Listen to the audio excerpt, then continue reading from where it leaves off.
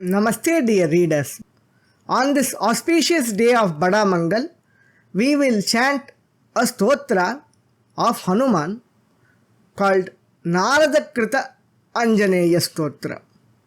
This is found in the 28th chapter of Parashara Samhita.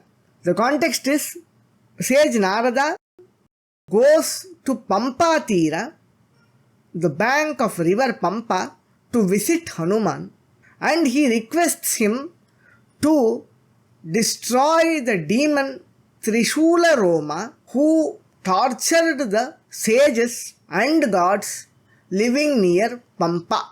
This is a very short hymn containing of 8 shlokas and an additional verse sung by Narada. In this stotra, Hanuman is praised as the supreme reality that is established by the doctrine of Vedanta.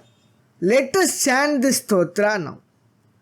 Anjaneya namastubhyam samsararnavaraka prasida jagatam natha deva deva namostute त्वामामनन्ति श्रुतयः पुरुषं प्रकृतेः परं महतादिविकारेभ्यो विविक्तमपि मारुतिम्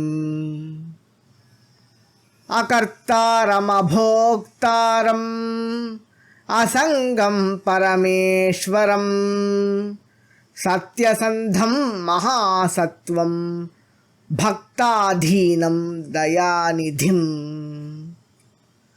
ज्ञप्तिमात्रम् उदासीनम् अद्वयानन्दरूपिणम् भोक्तारमपि यज्ञानां फलदातारमद्वयम् त्रातारं सर्वलोकानां संहर्तारमपि प्रभो नमस्ते विश्वरूपाय ज्योतिषां पतये नमः अबाधित स्वरूपाय पूर्णाय परमात्मने सूत्रात्मने नमस्तुभ्यं सूक्ष्मरूपाय विष्णवे शंकरायादिदेवाय